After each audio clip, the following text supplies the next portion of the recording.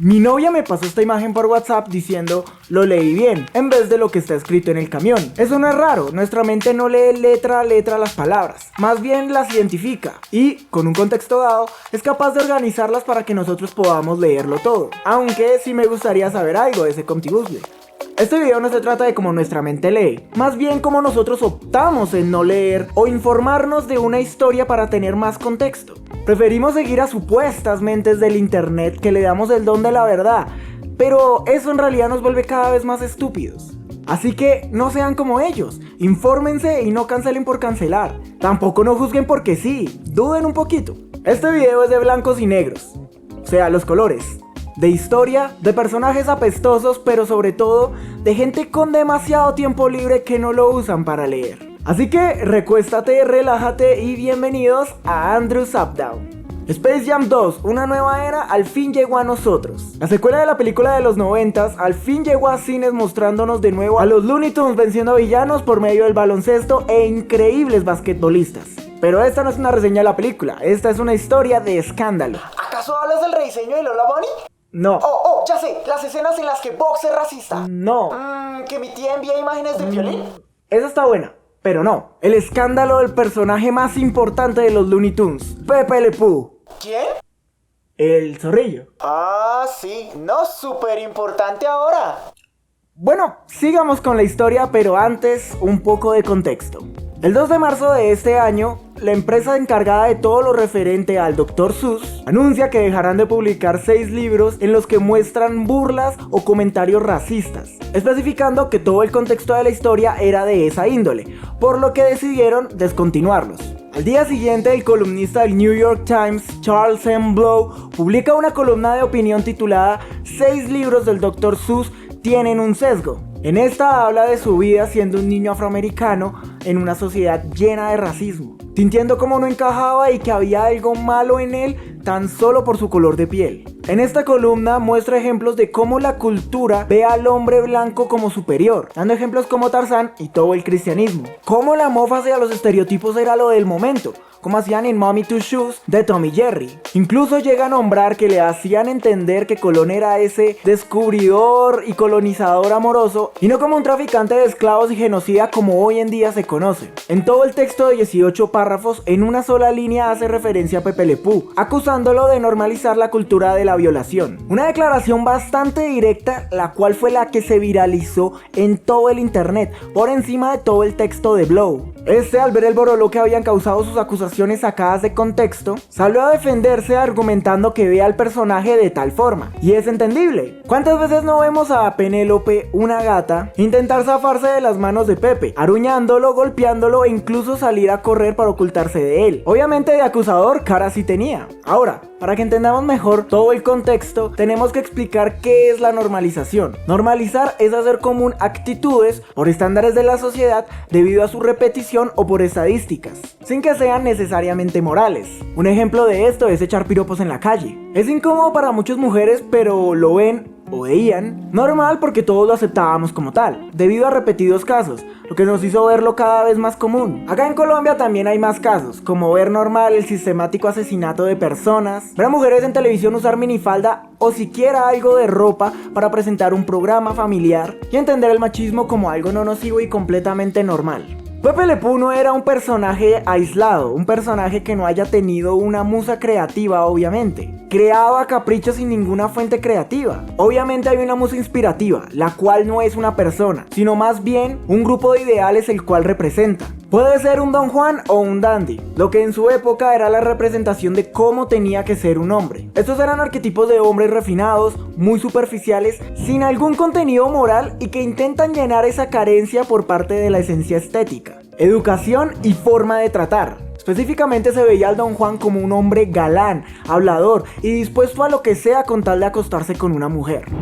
Todas estas características obviamente las satirizaba a este personaje, solamente que nosotros de niños lo veíamos bien, lo veíamos normal. ¿Y por qué dije que satirizaba y tenía? Todo en pasado. Bueno, porque los tiempos cambian y Warner lo sabe, ya que fueron poco a poco reduciéndoles estas características al personaje y haciéndolo cada vez más inclusivo, respetuoso e incluso más gracioso conforme pasaba el tiempo. Pepe ya no es ese personaje, ya tuvo una evolución. Solamente que la película no estaba viendo eso. ¿Y esto qué tiene que ver con hoy en día? Bueno, después del artículo, medios de comunicación comunicaban: por actitudes acosadoras, Pepe Le Pew sale de Space Jam 2. ¿Acaso tenemos un nuevo caso de la cultura de la cancelación? Bueno, bájale 3 rayitas a todo, que la historia no va por ahí. Los medios de comunicación hoy en día solamente viven de una cosa: el famoso clickbait. Una práctica que destila todo el amarillismo periodístico para lograr que las personas lean las historias en su página web y así, con anuncios y clics, lograr ser relevantes, incluso llegar a ganar dinero. Estos medios de comunicación estuvieron todo el día diciendo que después de la publicación del artículo en el New York Times, la productora Warner pidió borrar todas las escenas en las que estuviera el zorrillo, que teníamos una nueva víctima de la generación de cristal, de la cancelación, que ya no aguantan nada y más cosas de esas, ustedes ya saben. Obviamente, en una sociedad actual en la que los justicieros y los héroes digitales están cada vez más presentes y los nervios están a flor de piel, las personas prefieren creerle a su página de chismes en Facebook favorita que por ellos mismos indagar de qué trata todo esto. Muchos callan a los demás por tan solo querer ver más allá de lo que habla la noticia. Ay,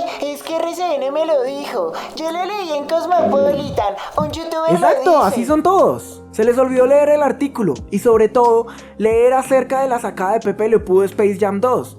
Pero para eso me tienen ustedes. Pepe Le Pew salió meses antes de que incluso esta polémica pasara. Hace 2 años, en julio del 2019, se cambiaron los directores de esta película. Pasamos de tener a Terrence Nance al frente del proyecto a tener a Malcolm D. Lee en la dirección de este, por lo que varias escenas ya grabadas terminaron siendo desechadas. Según Malcolm, la escena fue cortada debido a que no aportaba nada a la historia principal. Como podemos ver, el artículo no tuvo nada que ver, ni siquiera las actitudes de Pepe Le Pew para que este fuera sacado. Simplemente se trató de una decisión interna por parte de los directivos. Ahora, la polémica no para ahí, aunque ya finalizamos de ver de que lo escrito por Blow no tiene nada que ver con la sacada de Pepe Le Pew del proyecto. Hay otro punto de vista en la historia, y es el de la cantante y actriz brasileña Gracie Santo, que antes había actuado en Aves de Presa. Verán, la escena ya estaba grabada, ya había pasado por la etapa de producción, lo único que faltaba era la animación, las voces, color y todo eso. La escena eliminada muestra a Pepe besar el brazo de Gracie Santo. Esta se lo quita, lo golpea,